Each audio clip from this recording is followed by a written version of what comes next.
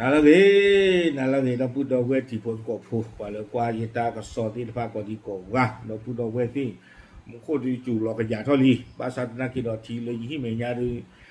ti do lo ti lo chi pha do nya li a we ka ha tho ti di ba no okay ta na nya do pu we ti a we ye hi no na ta ka so le ne na a ta ka so ta kha ta ki ta klo ni po ko le pho we na ba ko bi yo phu ta a ri lo ke tho we na ta le su ra tha ni le ko phang ngaตากซอคูดต่อเลยเอาเวแนวหน้ากวยหลอกกับไว้ด้านนี้แต่ไว้ด้านเลยถึงกับเขินตำรวจเกาะพังงานจับหนุ่มเมียนมาขโมยกางเกงในจีสตริงค้นตัวพบยาบ้าเอาเวนี่ไม่ไว้ด้านตากซอคูดต่อแต่ไว้ด้านเลยเปิดก็เลยเกาะพังงานแล้วสุราษฎร์ธานีเนี่ยพ่อไว้ด้านก็ไปหยอกควาตะกะแต่ไว้ป่าเวเนี่ยเอาหื้อป่าปมมือเอาพลอกขี้ข้าจีสตริงดอกปลาโคลาลูนี่เนาะว่าที่สิโกไปได้ดอกก็สิหมู่บ่นี่เนาะตากซอโกเลยว่าเพตชิเตอหัวคิงโตคิจิเย่เพก็ขอคุยนะเรเย่ชิคิปนี่เนาะแล้วคือว่าพวกขี้ข้าเตไว้ได้ใช้ฉันนี่เดินตามมันว่าไตตาอามีตาอามิวเนาะตาเนาะคือเนาะขอจันได้มิวแล้วคือว่าได้มื้อจีมาตาเว้นนี่จะน่ะบ่พ่อน่ะคือมีตามือบ้าตากซอกวยได้สุเมียเทวดาเพตาตนิญาอีเพตชิเตหัวคิงโตคิจิเยเปก็ดกะมีลวินิตบุญชิตเนาะเอาไว้ปราบพระเท่าไว้ดาเทวดาเพตัวใหญ่เดมือวาลาวาดิบาเพคินารีอามณีเยชีเตนาริมาติวาดิบาเพนี่นี่เทวดาเปก็ตดุกลวาโกได้เลย tourist police เปก็ลาบาคาโดเอาไว้หากว่าเทวดาว่า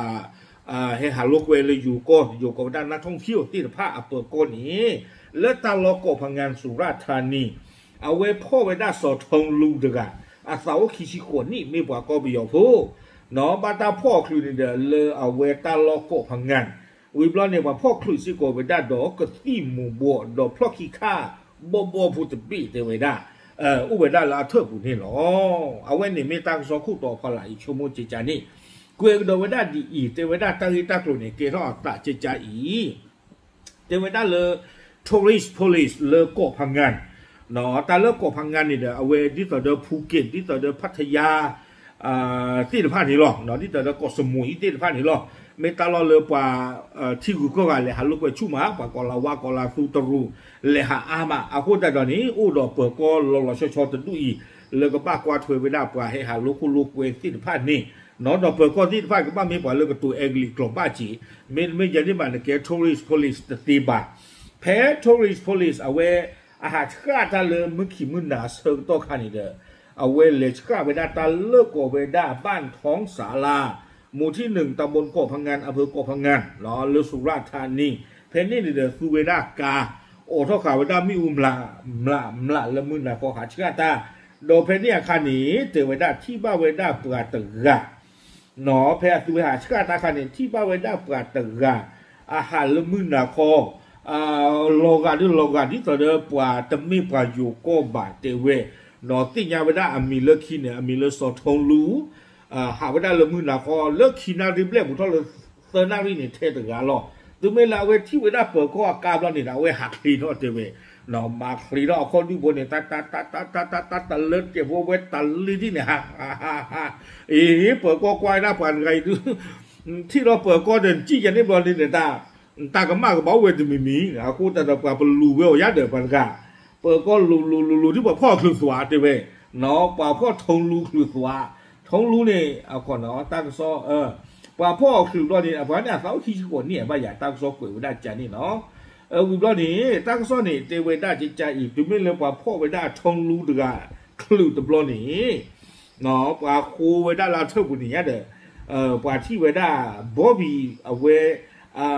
พอผมมึงพลอกขี้ข้า G string บ่พูดบีแต่เรื่อง G string เนี่ยได้แกพลอกขี้ข้าเลยกับเบอร์แทบอย่างเงี้ยหรอล็อกขี้นู้ตะปลีพูดตะโบหรอเนาะกูแต่ตอนตั้งคันเนี่ยด้วยปะปกควันแต่กูได้ว่าพอผมมึงกูได้หรอคุณผู้ขายลาเทือกปู่เตไว้ได้จิตใจนี่เนาะบ้านฉันนั่นที่เราเจอป้าตื่นไม่เลยเปิดก็คูไว้ได้ทงรู้เทือกปู่ที่พลอกขี้ข้าบ่พูดไม่ลองมาแต่แล้วทงรู้ทำเป็นกระเชือกว่าเตไว้อเมริกาหรือว่าที่เนี่ยคือว่าฮือว่าพวกขี้ข้าสิจานี่เนาะเตไว้ได้ เจ๊งเราหลุดตัวได้ไม่ปอบผมมือบอบีข้าใจตาใจระเตว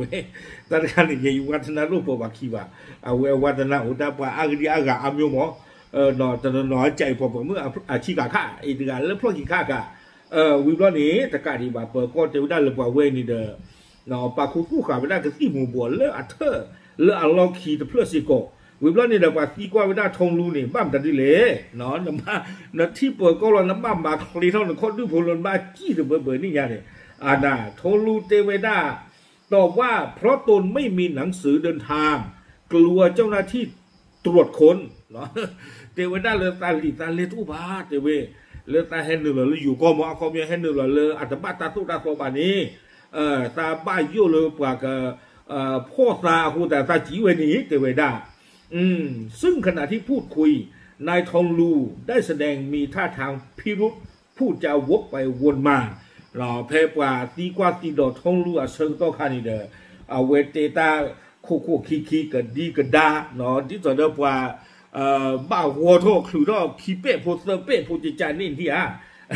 เปิดก็จะเวจาวอาทอกันดอกว่าตากำมาเปิดรัสวาเจ้าไม่ได้นอกก็เนี่ยก็ที่เนี่ยตาจะไม่อุตชีตาจะไม่โอ้ดิชิคีเพลมาเดวิดาตาเต้าชิเยเพลตาสัตว์โดนหลอกวิเตอร์เพลหรือเดวิแต่เวลาเวเนี่ยตาเตเอาเว็บตู้อยู่ปลาเปิดเขาจีเจเดวิดาตาเลยปุยแต่เพลนี่เยชีเดวิดาจิจานี่เดิมมันบ้าวิบล้อนี้เนาะตากระซ่อนนี่เด้อกุยกันดอกเวเดวิดาเลยทองรู้เดือยนี่เนาะเอาเวเราเวดากระซ่อนเดวิดาไม่ปล่อยเลยเอาออกกันที่กับป้าวิบล้อนี้เดี๋ยวได้ถึงเวลาตาโอ้ถึงบล้อนี้เดี๋ยวความมาตาที่ต่อเดินหนอตาเมตกุนี่เอาเวเอาเรียบาชูทองบอกหมดเขาเทคละมาหล่อเดี๋ยวนะถึงเวลาตาโอ้หล่อจังเนี่ยบล้อนี้ตาเมหูทุกบล้อนี้ตาหาคือหล่อหรอหาคือแบบผมไม่พออีกข้าตาหล่อไม่ตาเรามีบ่ากุยเราไม่ได้ใจอีเลยอยู่กลอยอมรับว่าเมื่อได้เสพยาบ้าแล้วจะเกิดอารมณ์ทางเพศสูงจึงได้ตระเวนลักขโมยชุดชั้นในของชาวบ้านที่แขวนไว้ทำที่พักถึงไม่เลยตาสาชูโทษเรานี่หนอออกกระซิบเราตาสาชูโทษเราเนี่ยตาหาขึ้นไว้ได้ปอบมือพลอกขี้ข้าเลยรู้หลอกขวาไว้ได้เลยอาชีพหลอกขี้ที่ผ้านี้เพื่อนำไปสุดโดมเทวดาและสำเร็จความใคร่ถึงไม่เลยตาขึ้นเราเนี่ยแต่มาไว้ด้านน้องมีบาดแต่ตากินเนื้อตาหลอกน้องตาเนื้อวิบล้อเนี่ย